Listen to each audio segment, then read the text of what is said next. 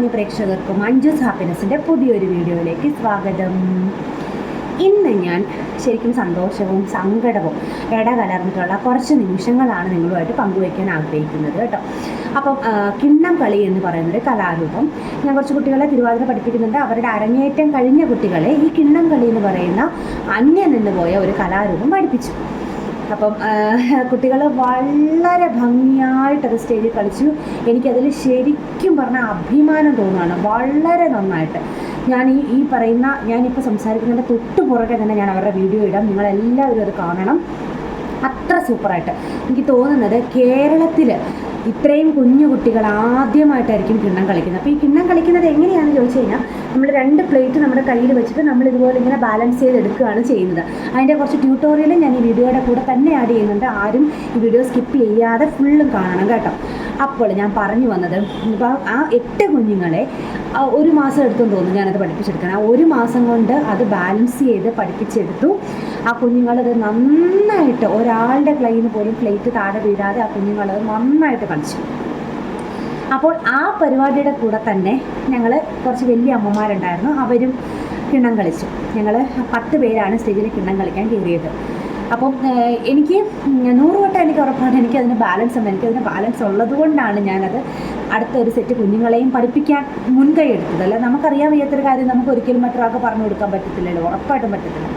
അപ്പോൾ എനിക്കത് പറ്റും. കാരണം ഞാൻ ഈ കിണ്ണം കളിപ്പിക്കണം എന്ന് വിചാരിച്ചതിന് എത്രയോ മാസങ്ങൾക്ക് മുന്നേ എനിക്ക് കിട്ടാവുന്ന എല്ലാ സോഴ്സസിൽ നിന്നും, അതായത് ഇപ്പം യൂട്യൂബ് വീഡിയോസ്, കുറച്ച് പഴയ പുസ്തകങ്ങൾ, എൻ്റെ മുത്തശ്ശിയും തുടങ്ങിയ കുറച്ച് പഴയ അമ്മമാർ, അവരോടൊക്കെ ചോദിച്ച് ഇതൊക്കെ കുറച്ച് രീതിയിൽ അത് മനസ്സിലാക്കി വെച്ച് ഏതൊക്കെ ചുവടുകളാണ് എടുക്കുന്നതെന്ന് പഠിച്ച്, അതുപോലെ ഏതൊക്കെ പാട്ടുകളാണ് എടുക്കുന്നത്. അപ്പോൾ ഞാൻ റെഫർ ചെയ്തപ്പോൾ എനിക്ക് കിട്ടിയത് കൃഷ്ണസ്തുതി എന്നുള്ളതാണ്.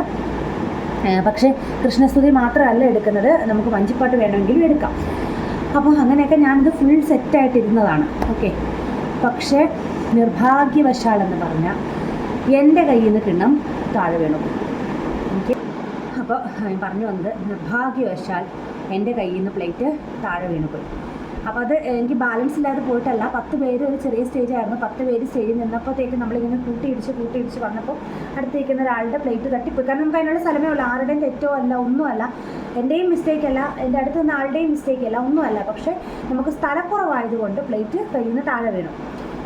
എനിക്കറിയില്ല, ഇതുപോലൊരു വിഷമം ഈ അടുത്ത കാലത്തൊന്നും എനിക്ക് എൻ്റെ ജീവിതത്തിൽ വന്നിട്ടില്ല. കാരണം ഞാൻ അത്രയും കുഞ്ഞുങ്ങളെ പഠിപ്പിച്ച് അവരത് 100% വൃത്തിയായിട്ട് ചെയ്തിട്ട് അവരുടെ ഗുരുനാഥ എന്നുള്ള സ്ഥാനത്ത് ഞാൻ നിൽക്കുമ്പോൾ എൻ്റെ കയ്യിൽ നിന്ന് പ്ലേറ്റ് താഴെ വീഴുമെന്ന് പറഞ്ഞാൽ എനിക്ക് ഇതിപ്പരം ഒരു നാണക്കേടോ അല്ലെങ്കിൽ ഇതിപ്പരം ഒരു സങ്കടം എനിക്ക് വരാനില്ല. അത് കഴിഞ്ഞ് പിന്നെ ഇരുന്ന് ആലോചിച്ചപ്പോൾ എനിക്ക് മനസ്സിലായി, ആരുടെയും തെറ്റല്ലല്ലോ, മനുഷ്യന്മാരല്ലേ, ഇപ്പോൾ പറഞ്ഞ സ്ഥലമില്ലാതെ നമ്മൾ എന്തെടുക്കാനാണ് അങ്ങനെ. അപ്പോൾ അതിൽ നിന്ന് ഞാൻ നിങ്ങളുടെ അടുത്ത് പറയുകയാണ്, ഇപ്പോൾ നിങ്ങളും കിണ്ണം കളിപ്പിക്കാൻ ആഗ്രഹിക്കുന്നുണ്ടെങ്കിൽ, ഇപ്പോൾ കിണ്ണങ്ങളുടെ ട്യൂട്ടോറിയൽ ഞാൻ ഇതിൽ കൂടി ഇടുന്നുണ്ട്, ആഗ്രഹിക്കുന്നുണ്ടെങ്കിൽ ഉറപ്പായിട്ടും ഒരു 8 പേരെ പരമാവധി കയറ്റാൻ പാടുള്ളൂ. 8 പേര് മതി. കാരണം 8 പേരാകുമ്പോൾ ഒരു സ്ഥലത്ത് നിൽക്കാൻ പറ്റും. എൻ്റെ കുഞ്ഞുങ്ങൾ 8 പേരെ കയറിയുള്ളൂ. അതുകൊണ്ട് അവർക്ക് നന്നായിട്ട് കളിക്കാൻ പറ്റും, സ്ഥലത്തിന് കളിക്കാൻ പറ്റും. ആൾ കൂടുന്തോറും നമുക്ക് അതിൻ്റെ ബാലൻസും പോകും, നമുക്കൊരു വെപ്രാളം ആവും, നമുക്ക് സ്ഥലം കുറയും, അങ്ങനെയൊക്കെ ഒരു മാനസിക പിരിമുറുക്കം വരാനുള്ള സാധ്യതയുണ്ട്. അപ്പോൾ എന്തായാലും എല്ലാവരും ഇതിൻ്റെ പുറകെ വരുന്ന വീഡിയോസ് എല്ലാം കാണണം. ഈ കിണ്ണംകളിയെപ്പറ്റി ആർക്കും ഒരു ധാരണ ഇല്ലാത്തതുകൊണ്ടാണ് ഞാൻ ഇത്രയും സംസാരിച്ചത് തന്നെ കേട്ടോ. അപ്പോൾ എല്ലാവരും കിണ്ണംകളി കാണുക, പഠിക്കുക. ഇത്ര ബുദ്ധിമുട്ടൊന്നുമില്ല. നമ്മുടെ ഒരു ബോഡി ബാലൻസിങ് മാത്രമേ അതിനകത്ത് വരുന്നുള്ളൂ. വഞ്ചിപ്പാട്ടും കൃഷ്ണസ്തുതിയുമാണ് എടുക്കുന്നത്. പണ്ട് കാലത്തുള്ള നമ്പൂതിരി സമുദായ സ്ത്രീകളാണിത് ചെയ്തുകൊണ്ടിരുന്നത്. അന്യം നിന്ന് പോകുന്ന കലാരൂപങ്ങളെ നമ്മൾ മുന്നോട്ട് കൊണ്ടുവരിക തന്നെ ചെയ്യണം. അതുകൊണ്ട് എല്ലാവരും അതിനൊരു എഫോർട്ട് ഇട്ട് പഠിക്കണം കേട്ടോ. അപ്പോൾ ശരി, നമുക്ക് വീഡിയോയിലേക്ക് പോകാം.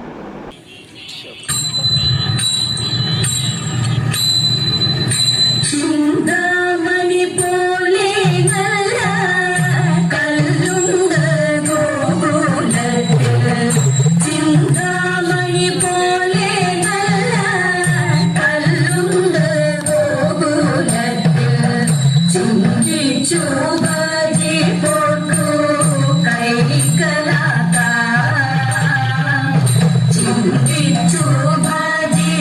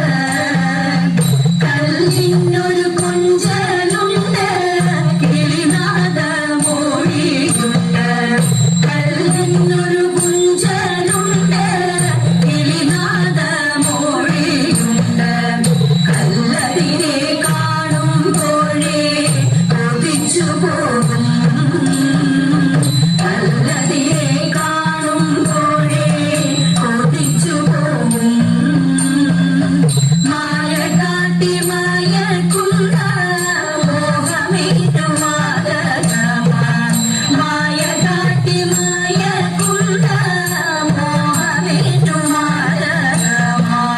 കല്ലതിനെ വിളിക്കുന്നു കൃഷ്ണനെന്ന് കല്ലതിനെ വിളിക്കുന്നു കൃഷ്ണനെന്ന് ഗോപികളുമൊത്താടിയും ഗോകുലത്തിൽ പൂരരുന്ന ഗോപികളുമൊത്താടിയും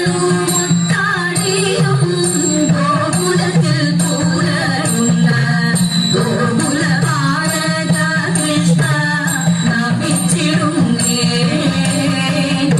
ഗോകുലബാലക കൃഷ്ണ നമിച്ചിടുന്നേ ഗോകുലബാലക കൃഷ്ണ നമിച്ചിടുന്നേ ഗോകുലബാലക കൃഷ്ണ നമിച്ചിടുന്നേ.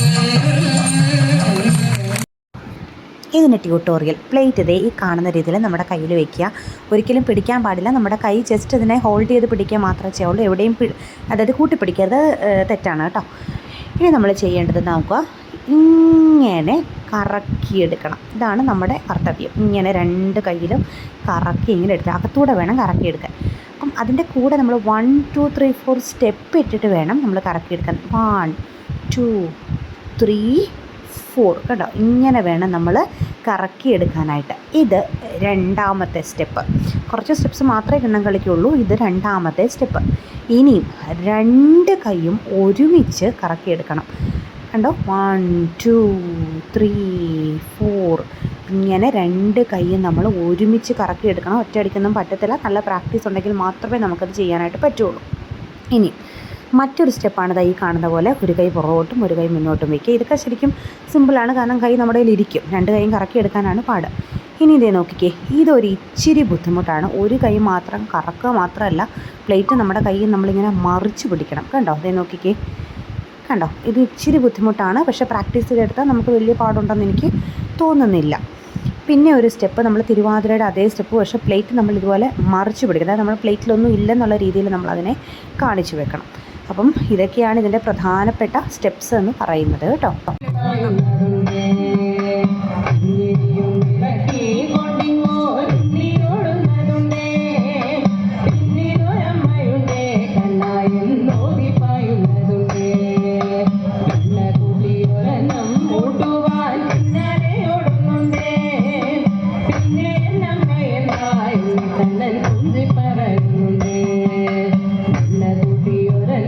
ൂട്ടുവാൻ ഓടുന്നുണ്ടേ പിന്നെ